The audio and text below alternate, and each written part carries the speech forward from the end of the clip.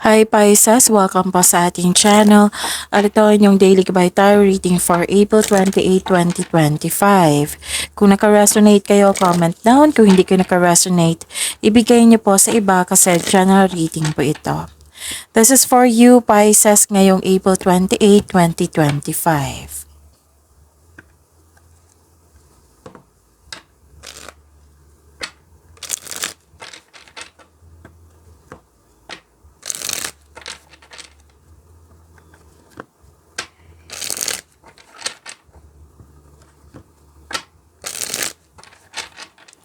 Para po ito sa inyo Pisces ngayong April 28, 2025.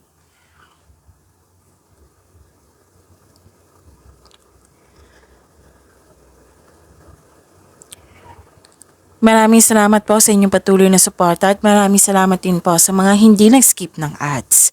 Gamitin ang reading na ito bilang gabay lamang sa mga hindi pa nag-subscribe. Subscribe na po kayo at click bell notification para malaman nyo na may bago tayong video. Sa mga, baka napansin niyo po ha, napahinto-hinto ako or iba yung boses ko ngayon kasi may sipon po ako, so pasensya na po.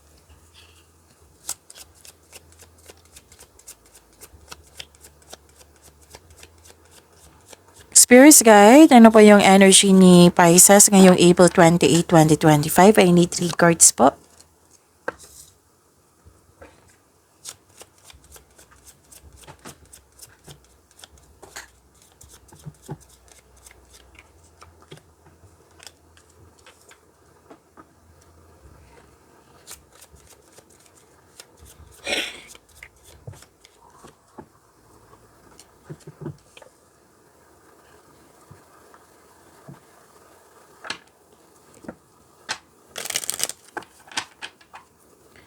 Spirits guys, angels, archangels, guardian angels, message po para kay Pisces ngayong April 28, 2025.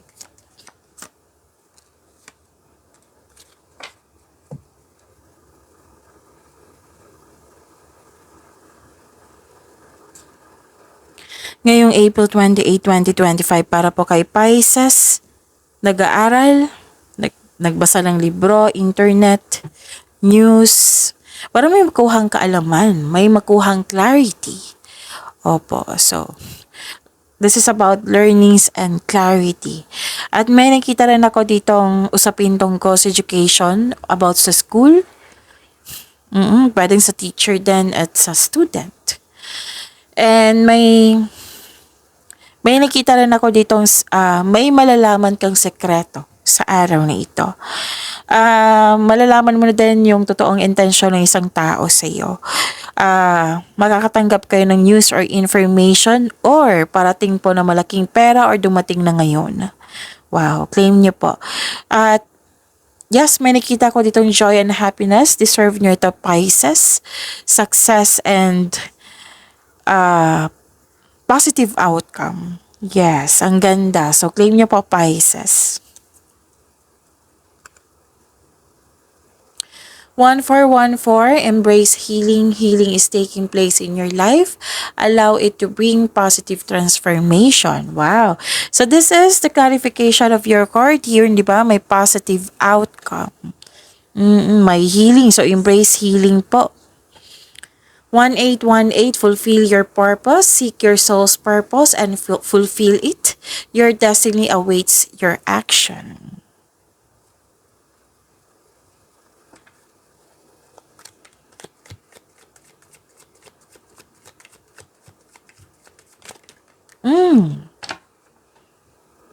Okay, so kunin ko yung nauna.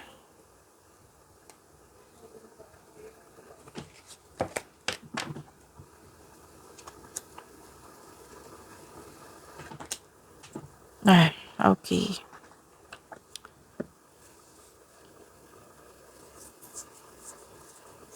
Kung may narinig kayo or may nakita kayong repeating message, like for example, di ba may weekly gabay tarot reading kayo kahapon, that is 2 videos, ang isa love reading at ang isa ay about your career and money. So, kung napanood nyo ngayon, yung weekly gabay tarot reading nyo at ngayong April 28, tapos may napansin kayong repeating message, Yan po yung pinupush ng cards nyo na kailangan yung bigyan ng atensyon, solusyon at aksyon kung maaari po. So ano yung energy ni Pisces?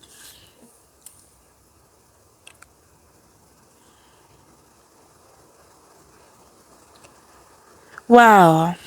So, nag-clarify siya dito from here to here yung success na sinabi ko. Actually, mas more than success siya. This is victory. Nasunod din yung decision mo, ideas, plano. So, claim nyo po. You are inspired in action. You have the power. Confident kayo. Oo, na-control na. Pwedeng na-control nyo yung sitwasyon, yung emotion nyo. At pwede din may magbibigay ng tulong sa iyo na very malaki ang kanyang influence. Oo, pwedeng boss mo, amo, pwedeng father figure or boss type. Excuse me, kailangan kong mag-burp. So sabi ng card dito, own your space with confidence.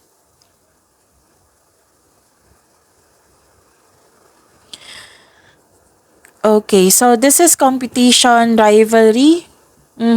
May nakita kong conflict dito. Pwede din selos, inggit ito, tuso, mandaraya, or may nagsinungaling. Hindi ka natutuwa sa mga ganyan, yung competition, rivalry. Tapos may nakita rin akong balakid dito na pangyayari. Posibleng may palilin lang lalo na malapit sa'yo. Oo. So, dalawang card kasi nagsabi dito na malalaman mo po ito kung sino ito. Tapos may away ako nakikita dito or hindi pagsasang-ayon ng grupo. Pero at the end of the day, nakikita ko naman dito na mas nasunod yung gusto mo, ideas mo, plano mo. Kung pwede din nanindigan kayo. So may nakita rin ako dito magpapatayo ng magbuo ng grupo or magpapatayo ng bahay or structure.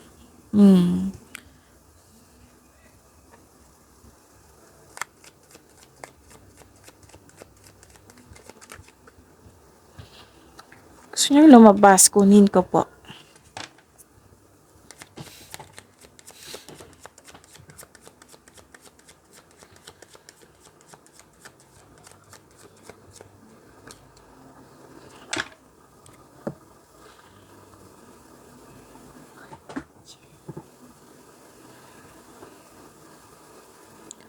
Sa career and money nyo, nagkaroon po ng hindi pagkakasundo, frustration, pwedeng separation na, pwedeng end of contract to, or closure, or tumiwalag ka, or umiwas ka.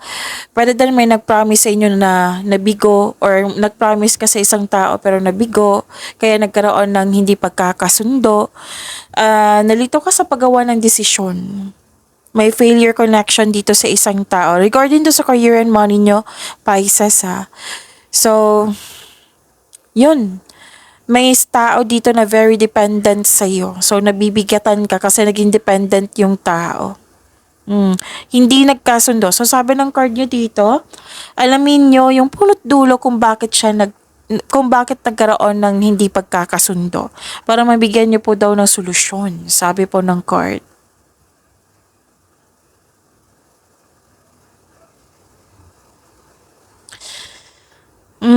This is good kasi nag-clarify siya dito, embrace healing. Healing din ito, oh. So, kailangan ko din ng healing. So, claim natin yung healing, Pisces. Healing po ito. Pwede din nagpasya kayo na hayaan yung sitwasyon na matapos. So, sabi ng card dito, remind yourself, let go and move forward. Kasi kung kakapit ka pa sa nakaraan, mas lalo kang mabibigatan. Oo, yan yung pumipigil sa paglitaw ng isang bagong simula. So, you have to let things go and move forward. Tapos, wag nyo daw ipagpaliban yung opportunity na dumating sa inyo na magbibigay ng kasaganaan.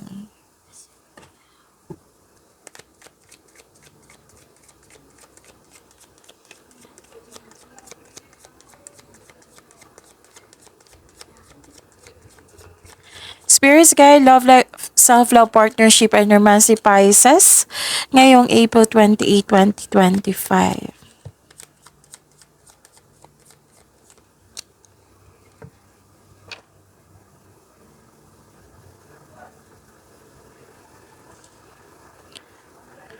Bakit confused ka dito? Huwag kayong mag-claim ng negativity po. Paalala ng card nyo. Kailangan nyo po ng time for reflection. Kasi hindi ka masaya dito. Kasi yung nangyaring disconnection, naapektuhan talaga kayo. Pwede din na na-disappoint kayo kasi may delay akong nakikita dito. Pwedeng delay sa travel kasi may nakita kong travel dito. Or delay sa pag-uusap. Pwede. So, sabi dito, habaan ng pasensya.